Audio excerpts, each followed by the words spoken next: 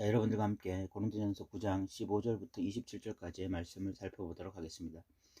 여러분들은 먼저 그의 나라와 그의 의를 구하라 라는 이 구절을 어떻게 해석해 오셨습니까?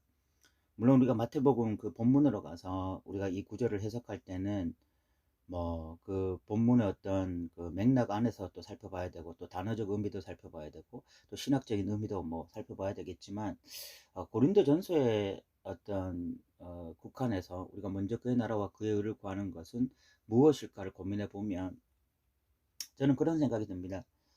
복음을 자기 안에 가두지 아니하고, 또 어떤 자기 지식이나 자기 안에 가두는 것이 아니라 복음을 타인에게 흘려보내는 것, 이것이 먼저 그의 나라와 그의 의를 구하는 삶이 아닐까, 이런 생각을 해보게 되어집니다. 고린도전서 1장부터 4장까지는 당파 싸움이 일어나고 있습니다.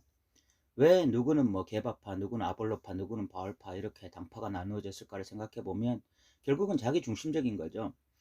자기 중심으로 힘을 규합하기 위해서, 그래서 어떤 자기와 맞는 사람들끼리 힘을 규합하여 자기들이 교회 안에서 뭔가 영향력을 더 강하게 행사하기 위해서 당파를 만드는 것이기 때문에, 결국 이 고린도 전서에서 말하는 먼저 그의 나라와 그의 의를 구하는 삶이란 타인에게 복음이 흘러가게 하는 것인데, 결국 자기 중심적으로 규합하는 것은, 이것은 먼저 그의 나라와 그의 의를 구하는 상관은 좀 별개의 삶이다, 이런 생각이 들고, 또 5장에는 이 성적인 문제, 자기 아버지의 여자를 취하는 어떤 이런 일도 일어나는데, 또 교회가 그것을 어떤 무마하고 있는, 그냥 그것을 그냥 큰 문제가 아닌 것처럼 넘어가고 있는 이런 문제도 발생하고 있는데, 그건 역시 어떤 공동체를 생각하고 교회를 생각하기보다는 그냥 자기네들끼리 누구나 그럴 수 있다, 그렇게 생각하면서 자기 중심적이고 인간 중심이기 때문에 어떤 나타나는 문제다라고 볼 수 있고, 또 6장에 가면 송사 문제가 나타나는데,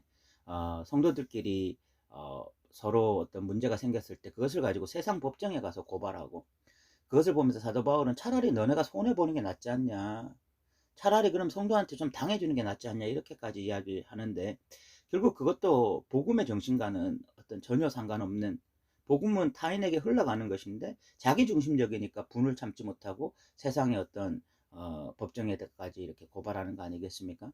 그 7장에 가면 이제 결혼에 대한 문제가 나오는데, 이건 역시 이제 그 쾌락을 참지 못하면, 이 성적인 문제를 절제하지 못하면 결혼하라, 이런 어떤 권면이 있었고, 그리고 이 처녀에 대해서 이야기를 하기를, 처녀 총각들에게 이야기하기를, 결혼하기 전까지만 해도 하나님 나라를 위해서 좀 살고 싶은 마음들이 가득했는데, 결혼하고 나면 남편 기쁘게 하는데, 아내 기쁘게 하는데, 자녀 키우는데 이런 데 정신이 팔려가지고 결국은 하나님을 생각하지 못하고 성도를 생각하지 못하는 어떤 그런 삶으로 가는 그런 것에 대한 권면이에요. 그러니까 7장 역시 우리가 왜 결혼을 해야 되고, 우리가 왜 어떤 그 신앙생활을 바르게 해야 되는지, 이런 것에 대한 이야기죠.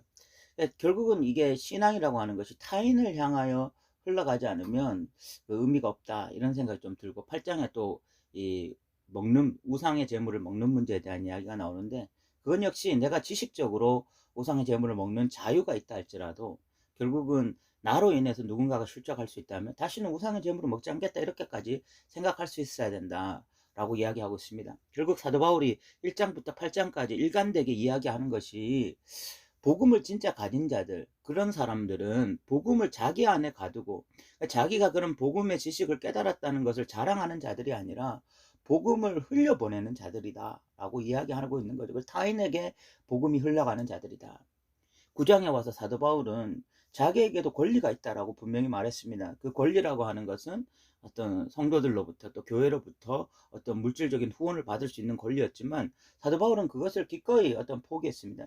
그렇게 한 이유가 15절에 자랑하려고 한 것이 아니다 라고 또 이야기하고, 그러면서 사도 바울이 17절에 이런 말씀을 합니다. 내가 내 자의로 이것을 행하면 상을 얻으려니와 내가 자의로 아니한다 할지라도 나는 사명을 받았다 라고 이야기를 합니다. 사도 바울이 교회에서 물질적인 후원을 받을 수 있는 권리가 있지만, 그러나 그 권리보다 더 중요한 게 사명이더라. 그 사명이 뭐냐? 바로 복음을 온전히 다른 사람들에게 흘러보내는 거죠. 복음을 전하는 데 있어서 어떤 사역비를 받는 것에 거리낌이 된다면, 나 차라리 사역비 안 받고 이 사명을 유지하는 일에 힘쓰겠다, 이렇게 이야기를 하면서 18절에 위대한 선언을 해요. 18절에 보면 그런즉 내 상이 무엇이냐 내가 복음을 전할 때 값없이 전하고 복음으로 말미암아 내게 있는 권리를 다 쓰지 아니하는 이것이로다. 참 위대한 선언이라는 생각이 듭니다. 우리에게는 다 권리가 있을 것입니다. 각자의 권리, 직장인으로서 가질 수 있는 권리가 있을 것이고, 또 내가 대한민국 국민으로서 가질 수 있는 권리가 있을 것이고, 또 어떤 동에 살고 있다면 어떤 그 동의 권리가 있을 것이고, 그런 내가 가지고 있는 권리가 있을 텐데, 또 이 목회자로서 또는 이 사역자로서 가질 수 있는 권리가 분명히 사도 바울에게도 있었지만, 그러나 복음 때문에 이 권리를 다 쓰지 않았다는 것입니다. 권리를 다 쓰지 않은 이유는 결국은 이 권리를 다 쓰지 않음으로써 타인에게 이 복음을 흘려보내게 하기 위해서 바로 이렇게 했다는 거죠.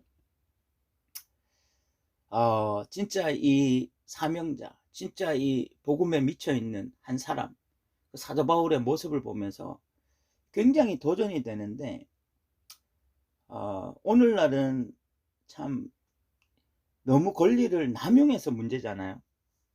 담임 목사의 권리를 남용해서 문제고요.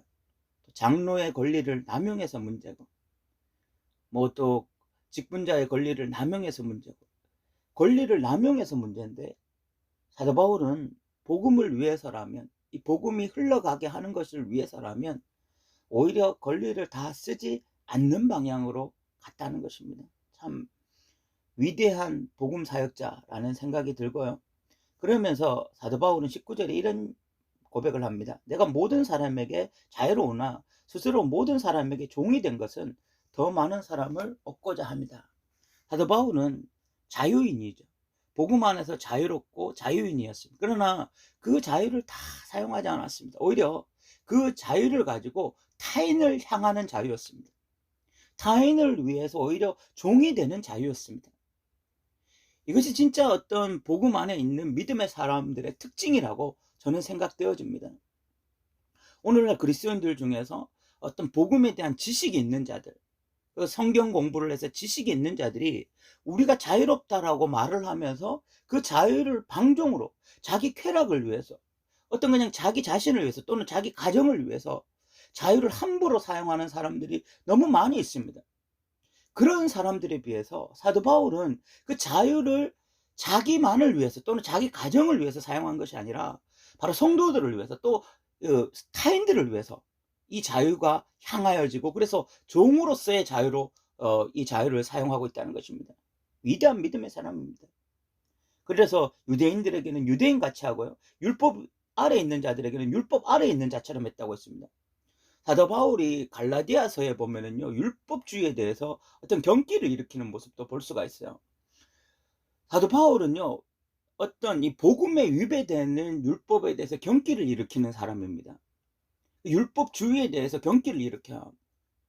그렇게 율법 알레르기가 있는 사람이 바울임에도 불구하고, 그러나 율법주의가 아니라 여전히 복음에 대한 이해가 부족해서 율법에 빠져 있는 자들에게는 기꺼이 그들에게 율법 아래에 들어갔다는 거예요. 율법 알레르기가 있는 사람이 이렇게 하는 것이 결코 쉬운 일이 아닙니다. 대단한 어떤 결단이고, 정말 자유계의 자유를 마음대로 사용하지 않는 그런 사람이었습니다. 그리고 또 21절에 보면 율법 없는 자들에게, 내가 율법 없는 자가 아니요. 사도 바울은 어떤 복음에 위배되는 율법에 대해서는 알레르기 반응을 가지고 있지만, 그러나 또 이 사람은 율법이 몸에 밴 사람이에요. 그래서 율법 없이 방종한 사람들, 율법 없이 함부로 행하는 사람들에 대해서 역시 또 알레르기 반응을 가지고 있는 사람입니다. 그러나 율법 없는 자들에게 또 그 사람처럼 해준 것은요, 이 사람이 가지고 있는 복음이라고 하는 것이 자기를 향하지 아니하고, 이 사람이 가지고 있는 자유라는 것이 자기를 향하지 않고 타인을 향하기 때문에 그런 거죠. 그래서 22절에 보면 약한 자들에게는 내가 약한 자와 같이 된 것은 약한 자들을 얻고자 하며, 내가 여러 사람에게 여러 모습이 된 것은 아무쪼록 몇 사람이라도 구원하고자 함이니. 이 사도 바울의 소망은 이런 여러 모양이 됨으로써 이 자유를, 자기가 가진 자유, 자기 스타일을 고집하지 아니하고 다른 사람들처럼 모양이 돼준 것은 결국 그들 중에 누구라도 얻기 위함이다 라고 이야기하고 있습니다. 그래서 23절에 내가 복음을 위하여 모든 것을 행함은 복음에 참여하고자 합니다. 이미 복음의 제일 선봉에 서 있는 사람입니다. 누구보다도 복음의 열정을 가지고 복음을 전하고 있는 사람입니다. 그러나 그런 사람임에도 불구하고 너무나 겸손하게 내가 지금 이런 모양으로 살아가고 있는 이유, 결국 내가 지금 끝까지 복음에 참여하고자 합니다 라고 이야기를 하고 있습니다. 그러면서 자신의 사역을 어떤 이 다름질하는 자와 비교하고 있습니다. 이 사도 바울 당시에 마라톤 경기가 굉장히 성행했고, 그 경기에서 1등하는 사람에게만 면류관을 줬어요. 그러니까 뭐 2, 3등에게는 면류관이었고 1등에게만 면류관을 줬는데, 그 마라톤을 하는 선수들의 특징이 뭐냐면, 가장 중요한 특징이 절제라는 것이었습니다.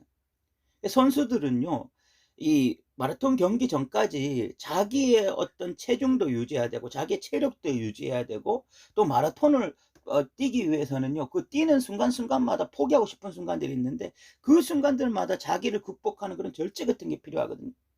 선수가 하는 그런 절제처럼 자기도 이런 어떤 복음의 사역자로서 다름질을 하는 데 있어서 철저하게 절제했다. 그래서 25절에 보면, 이기기를 다투는 자마다 모든 일에 절제하느니 그들은 썩을 승리자의 관을 얻고자 하되 우리는 썩지 않을 것을 얻고자 하노라. 썩을 면류관, 그 일반적인 그 당시에 있던 마라톤에서 받는 면류관은요, 뭐 며칠이면 다 시들어 버리는 그런 면류관이었지만, 그러나 우리는 썩지 않는 면류관을 가지고자 하는 자들인데, 그러면 일반적인 면류관을 가지고자 하는 그런 선수들도 그렇게 절제하고 그렇게 자신의 삶을 통제하면서 살아가는데 하물며 우리겠느냐, 그런 이야기를 하죠. 정말 우리가 이 세상에 살아가면서 우리가 그리스도인으로서 주님이 주실 상을 바라보면서 정말 믿음의 사람으로 살아간다고 했을 때에, 정말 이 절제라는 것 없이 그냥 자유라는 명목으로 그냥 자기 마음대로 살아가고 자기가 느끼는 대로 살아가고 또 자기가 원하는 대로 살아간다면, 그 사람들이 어떻게 그리스도인이라고 말을 할 수가 있으며, 그 사람들이 어떻게 하나님 앞에서 진짜 신앙의 마라토너라고 말을 할 수 있겠습니까? 결국 사도 바울은 26절에 그러므로 나는 다름질하기를 향방 없는 것 같이 아니하고 싸우기를 허공을 치는 것 같이 아니하고, 사도 바울은 분명한 목적을 가지고 다름질하면서 27절에 내가 내 몸을 저 복종하게 함은 내가 남에게 전파된 후에 자신이 도리어 버림을 당할까 두려워함이로다 라고 말씀하고 있습니다. 그럼 재밌는 것이 무엇이 있는가 하면, 구원의 확신이 있는 사람이면 사람일수록 오히려 두렵고 떨림으로 구원을 이루어 간다는 사실입니다. 이 재밌는 현상이에요. 구원의 확신이 없는 사람들, 구원의 확신을 가지지 말아야 될 사람들, 그런 사람들이 오히려 구원의 확신 가운데 나 구원받았다 하고 하면서 다름질도 제대로 하지 아니하고 절제도 없고 타인을 위한 어떤 자유를 사용하지도 않고 그렇게 복음과는 전혀 상관없는 삶을 살아가는 사람들이 너무 많은데, 재밌는 것은 진짜 믿음의 사람들은요, 자기가 구원받을 것을 확신하면서도 오히려 두렵고 떨림으로 구원을 이루어가는 사람들이었다는 것입니다. 이것이 굉장히 재밌는 일입니다. 이것이 굉장히 특이한 일이에요. 정말 구원받을 사람은요, 마치 자기가 구원받아야 될 사람인 것처럼 하루하루 최선을 다하고 절제하고 인내하고 믿음으로 살기 위해서 몸부림치고 뭐 이런 일들이 일어나는데, 진짜 구원받지 않은 사람들은 구원에 대한 확신을 가지고서 세상적으로 엉뚱하게 살아가는 일들이 너무 많은 거죠. 어쨌든 사도 바울은 오늘 15절부터 27절까지의 말씀을 통해서 자신이 권리를 가지고 있지만 결국은 그 권리를 사용하지 않고 자기에게 자유가 있지만 오히려 종이 된 이유, 그 이유는 복음에 참여하기 위해서, 먼저 그의 나라와 그의 의를 구하는 사람은 바로 이렇게 살아가는 것이다. 자기 자신만을 위해서 살아가거나 자기 가족만을 위해서 살아가는 자가 아니라 자기가 가지고 있는 복음을 흘려보내기 위해서, 유대인에게는 유대인처럼, 율법 아래 있는 자에게는 율법 아래 있는 자처럼, 율법 없는 자에게는 율법 없는 자처럼 이렇게 나아가는 자들이고, 그런 자들은 끝까지 다름질하기 위해서 자신의 삶에 절제하며 살아가고, 그렇게 구원이 완전히 완성될 때까지 마치 자신이 버림받을 것을 두려워하면서 하루하루 구원을 이루어가는 그런 믿음의 사람이다 라고 선언하고 있습니다.